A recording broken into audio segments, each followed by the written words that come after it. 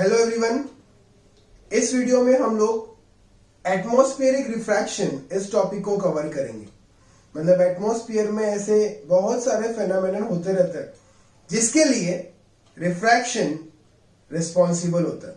सो आप देख सकते हो जैसे मिराज फॉर्मेशन है जो में काफी बार रेगिस्तान में या फिर समर सीजन में एक इल्यूजन जैसा कुछ क्रिएट होता है।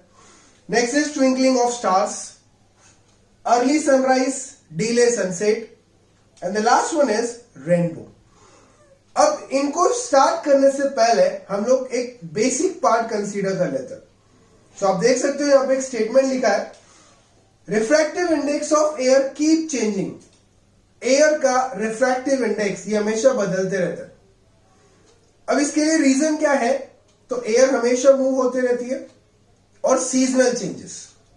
अब जैसे अगर हम लोग समर सीजन की बात करें, समर सीजन में क्या होता है, अर्थ से हीट निकलती है, मतलब अर्थ से लगा हुआ जो सरफेस है वो हो जाएगा रेयर मीडियम, और जैसे जैसे आप ऊपर जाओगे वैसे वैसे वो हो जाएगा डेंसर मीडियम। रात में उल्टा सीन हो जाता है, रात में सरफेस पे ठंड आ जाती है, तो सरफेस से लगा हुआ पार्ट हो जाएगा डेंसर मीडियम, और जैसे जैसे आप ऊपर जाओगे आप जाओगे रेयर मीडियम की तरफ। तो जो हम लोगों ने लास्ट वीडियो में दो कंसेप्ट पढ़े थे, denser to rare and rare to denser, ये कंसेप्ट हमें पता होने चाहिए इन नेचुरल फेनोमेनन्स को पढ़ने के लिए। तो स्टार्ट करते हैं। पहला है मिराज। समर सीजन में या हॉट डेजर्ट में जब आप घूमते हो तो होता क्या है, एक्चुअली गर्मी ज्यादा होने की वजह से रेत के ऊपर का जो सरफेस है वो गर्म हो जाता है, मतलब वो रोल प्ले करेगा रेयर मीडियम का, और जैसे जैसे आप हाइट पे जाओगे वैसे वैसे मीडियम डेंसर होता जाएगा। सो जब आप किसी ऑब्जेक्ट को दूर से देखोगे तो आपको जो रेज आ रही है वो रेज कुछ इस तरह दिखाई देगी कि ग्राउंड के नीचे से आ रही है, तो वहां पे एक इल्यूजन क्रिएट हो जाएगा। काफी बार जो रेगिस्तान से सफर कर रहे होते हैं उनके साथ ही होता ही है, दूर से देखते हैं तो मिराज की वजह से ऐसा लगता है कि यहां पे पानी है, but it was simple illusion. जो किस वजह से हुआ था वहां पे? रिफ्रैक्शन की वजह से हुआ था वहां पे।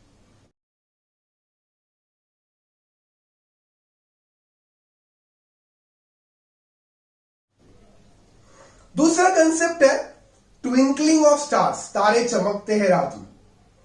सो वो जो चमक है उनकी, उसके लिए भी रिफ्रैक्शन ही रिस्पॉन्सिबल है। अब स्टार्स क्या है? बेसिकली स्टार्स एक पॉइंट सोर्स है, और हम सभी जानते हैं स्टार्स अर्थ से काफी दूर है।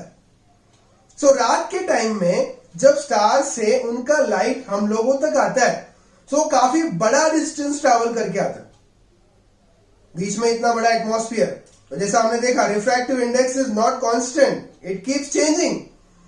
सो आप तक जो लाइट आने वाली है वो काफी बार रिफ्रैक्ट होके आने वाली है।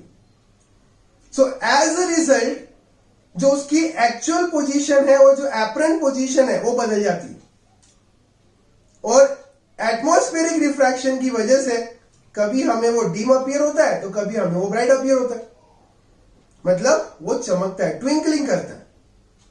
दूसरी बात, स्टार्स की पोजीशन भी बदलती है। अगर हम लोग टेरेस पे जाएंगे, आज ये स्टार यहां पे है, कल वो वहां पे नहीं होगा। इसके लिए काफी सारे रीजन, एटमॉस्फेरिक रिफ्रैक्शन भी एक है, ज्योग्राफिकल फेनोमेनन भी है बहुत सारे, टेम्परेचर बदलता है, प्रेशर बदलता है, हाई प्रेशर, लो प्रेशर, सो इस वजह से उसकी पोजीशन भी बदलती है वहां पे।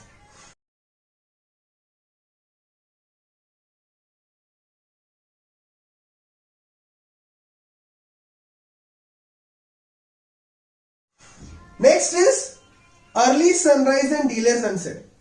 गाइस आपने काफी बार नोटिस किया होगा कि सूरज अभी हमको दिखा भी नहीं है और उजाला हो गया, और सन सेट हो चुका है, सूरज ढल गया है पूरा, बट फिर भी अभी उजाला है।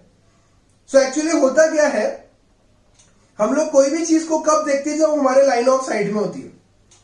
सो सन बस राइज होने ही वाला है, ठीक है, बस स्टार्टिंग ही है उसकी, बट फिर भी क्या होता है ना, उसके जो रेज है वो हमें बेंड होके मिल जाता है। एटमॉस्फेरिक रिफ्रैक्शन की वजह से वो बेंड होके हम लोगों तक पहुंचते, मतलब अभी सन हमें दिखा नहीं है, बट रिफ्रैक्शन की वजह से हमें उसकी लाइट दिख जा रही है, उजाला मिल चुके हैं। वैसा ही कंसेप्ट सनसेट जब होता है तब भी होता है कि सनसेट हो चुका है, बराबर हॉरिजॉन पोजीशन से बाहर है, मतलब फिर भी हमारे पास रेस कैसे आ रही है, बेंड होके आ रही है। वहां पर चेक कर सकते हो आप डायग्राम जो मेंशन हो रहा है वहां पे आपके स्क्रीन पर। सो इस वजह से दिन का टाइम कुछ मिनटों से बढ़ जाता है। सो इसके लिए भी क्या रिस्पॉन्सिबल है, एटमॉस्फेरिक रिफ्रैक्शन।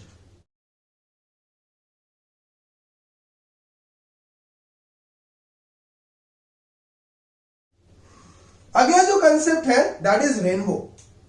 अब इस कंसेप्ट से रिलेटेड दो हमने और बेसिक कंसेप्ट पढ़ने हैं। एक जो है that is dispersion of light.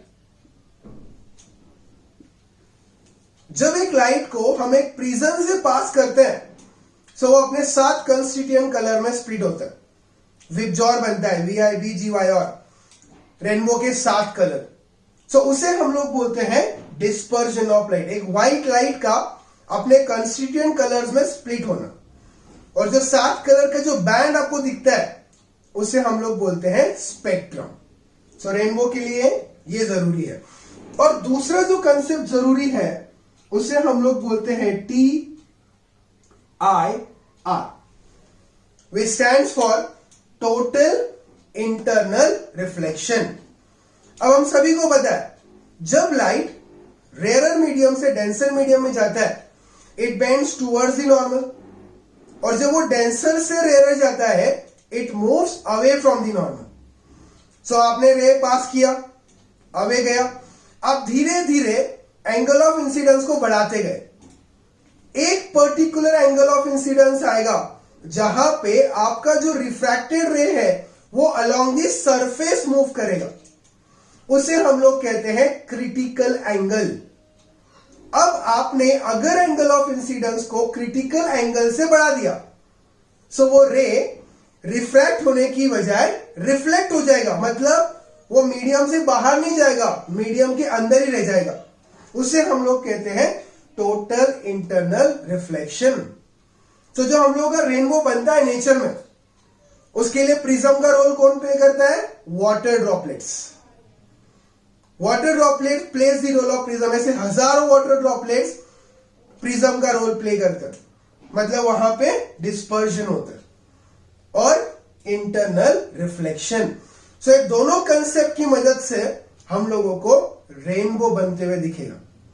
अब बारिश चल रही है और अचानक से सनराइज आ गए तब तो रेनबो दिखता ही है, बट अगर किसी वाटर फाउंटेन के पास अगर आप गए और प्रॉपर पोजीशन में खड़े रहे तब भी आपको रेनबो देखने को मिलेगा। काफी बड़े बड़े वाटरफॉल्स के पास भी हमें रेनबो फॉर्मेशन देखने को मिलता है।